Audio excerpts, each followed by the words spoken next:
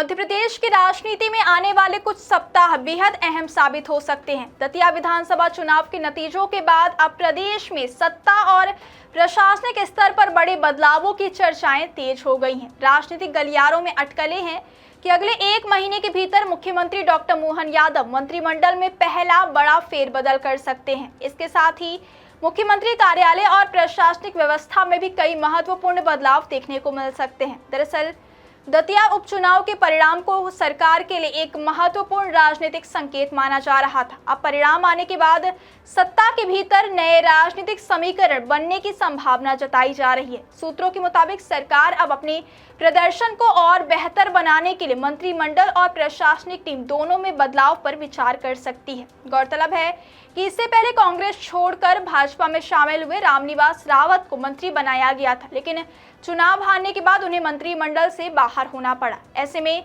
अब उनके स्थान पर नए चेहरे को मौका मिलने की संभावना भी जताई जा रही है। यदि मंत्रिमंडल विस्तार होता है तो यह डॉक्टर मोहन यादव सरकार का पहला बड़ा फेरबदल होगा।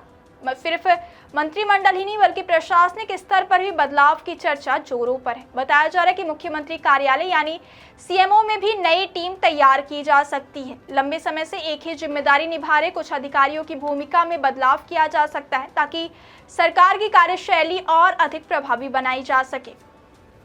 राजनीतिक जानकारों का मानना है कि सरकार के पास अब लगभग 2 वर्ष का कार्यकाल बचा है। इनमें भी एक बड़ा समय सिंहस्थ महापर्व की तैयारियों और आयोजन में व्यतीत होना तय है। इसके अलावा प्रदेश में नगरीय निकाय चुनाव भी होने हैं। ऐसे में सरकार अब विकास कार्यों और जनहित के फैसलों को तेज गति से आगे बढ़ाने की रणनीति पर काम कर रही है। सूत्रों के मुताबिक सरकार आने वाले 2 वर्षों तक पूरी तरह चुनावी मोड में काम करेगी। इसका उद्देश्य जनता के बीच अपनी पकड़ मजबूत करना और विकास कार्यों के जरिए सकारात्मक संदेश देना होगा। भाजपा पिछले लंबे समय से मध्य प्रदेश की सत्ता में है। केवल कमलनाथ सरकार के लगभग 1.5 साल के कार्यकाल को छोड़ दिया जाए तो भाजपा करीब 2 दशक से अधिक समय से प्रदेश पर शासन कर रही है।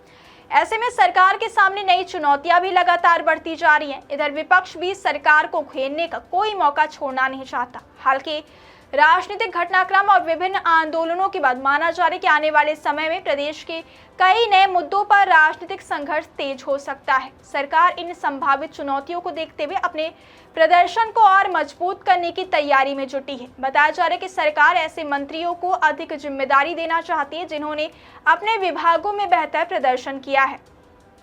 वहीं जिन मंत्रियों का काम अपेक्षित स्तर का नहीं माना गया, उनके विभागों में बदलाव या उन्हें मंत्रिमंडल से बाहर किए जाने जैसी संभावनाओं से भी इनकार नहीं किया जा रहा है। हालांकि इस संबंध में अभी तक कोई आधिकारिक घोषणा नहीं हुई है। प्रशासनिक स्तर पर भी मुख्यमंत्री कार्यालय में अब लंबे समय से कार्यरत कुछ अधिकारियों की जिम्मेदारियों में बदलाव की चर्चा है। सूत्रों के मुताबिक मुख्यमंत्री चाहते हैं कि अधिकारी केवल फाइलों तक सीमित न रहे बल्कि जनहित से जुड़े कार्यों की लगातार निगरानी करें और सरकार की योजनाओं का लाभ समय पर आम लोगों तक पहुंचे। इस बीच प्रदेश के कई ऐसे क्षेत्र हैं जहां जनता की अपेक्षाएं लगातार बढ़ रही हैं। शिक्षा के क्षेत्र में लोग कम खर्च में गुणवत्तापूर्ण शिक्षा चाहते हैं। सरकारी स्तर पर बजट बढ़ाया गया, लेकिन आज भी अच्छी शिक्षा के लिए निजी संस्थानों पर निर्भरता अधिक बनी हुई है। मेडिकल और तकनीकी शिक्षा भी बड़ी संख्या में युवाओं की पहुंच से बाहर है। स्वास्थ्य सेवाओं की बात करें तो आयुष्मान भारत जैसी योजनाएं लागू होने के बावजूद गंभीर बीमारियों के इलाज पर लोगों को भारी खर्च करना पड़ता है। कई सरकारी अस्पतालों में संसाधन और प्रबंधन से जुड़ी चुनौतियां भी बनी हुई हैं। रोजगार भी सरकार के सामने बड़ा मुद्दा है। युवाओं की अपेक्षा स्थायी और बेहतर रोजगार की है। वहीं आउटसोर्सिंग के जरिए मिलने वाली नौकरियों में कम मानदेय को लेकर भी लगातार सवाल उठते रहे हैं। किसानों की बात करें तो सरकार कई योजनाएं चला रही है, लेकिन खाद, बीज और समर्थन मूल्य पर फसल खरीद जैसे मुद्दों पर किसानों की परेशानियां समय समय पर सामने आती रही हैं। हाल ही में गेहूं और मूंग खरीदी के दौरान भी किसानों ने अपनी नाराजगी जाहिर की थी।